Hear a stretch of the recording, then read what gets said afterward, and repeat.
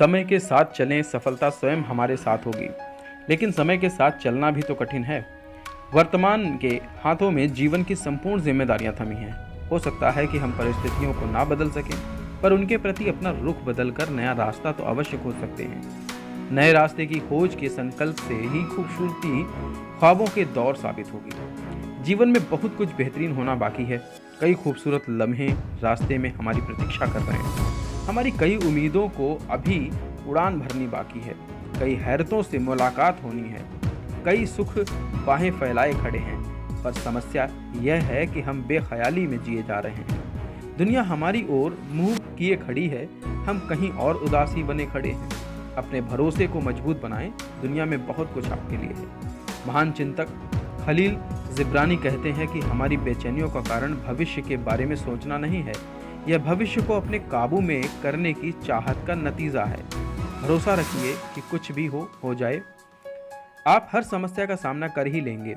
परेशानियों को जीतने के लिए अपने पिछले ट्रैक रिकॉर्ड को भी याद रखें। समस्याएं सफलता की नींव हैं, आगे के लिए सबक हैं। जीवन मृत्यु का प्रश्न नहीं है।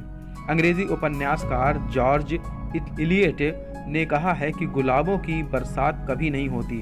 अगर आपको ज़्यादा गुलाब चाहिए तो आपको गुलाब के ज़्यादा पौधे लगाने के लिए मेहनत करनी होगी। यानी हम जिस लक्ष्य या टारगेट को साधते हैं उस पर फोकस करना बहुत ज़रूरी है। जीवन एक गति है, ऊर्जा है, अनुभूति है। जीवन एक यात्रा है। वैसे यात्रा चाहे जो कोई भी हो, भिन्न विचारों, भिन्न रुचियों, भिन्न आदतों वाले लोग हमें मिलते हैं। बस, रेल, हवाई यात्रा तो अल्पकालीन होते हैं, जहां सहयात्रियों से तालमेल बिठाने में अधिक कठिनाई नहीं होती है। पर हमारे जीवन की यात्रा इतनी लंबी है कि इसमें सहयात्रियों के साथ तालमेल बिठाना अधिक चुनौतीपूर्ण रहता है। लिहाजा जीवन में बहुत आवश्यक है कि हम पुराने विचारों की रोशनी में नए विचारों का स्वागत करें। नए और पुराने मिलकर यात्रा करें। जिंदगी को समझौता बनाएं, फैसला नहीं। जीवन यात्रा को समग्र और संतुलित बनाकर ही हम उनसे जुड़ी पीड़ाओं को कम कर सकेंगे। लेखक मरियाने विलियमसन का कहना है कि आप किसी भी विद्या के महारथी बने, पर उसके लिए आपको कुछ नए तरीकों से सोचने का हुनर सीखना होगा।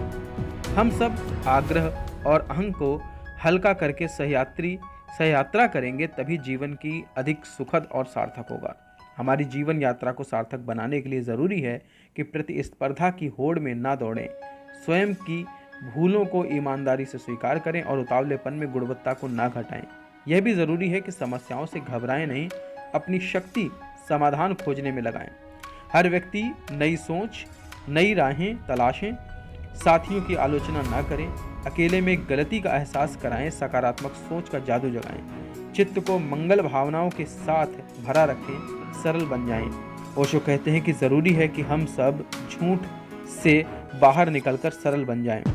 इतने सरल कि जितने गीत गाते पक्षी, इतने सरल कि जितने धूप का आनंद लेते वृक्ष, इतने सरल कि जितना छोटे बच्चे। हमें परिस्थितियाँ, प्रवृत्ति, प्रकृति और परिणाम पर दृष्टि रखते हुए जीवन यात्रा को सफल बनाना है।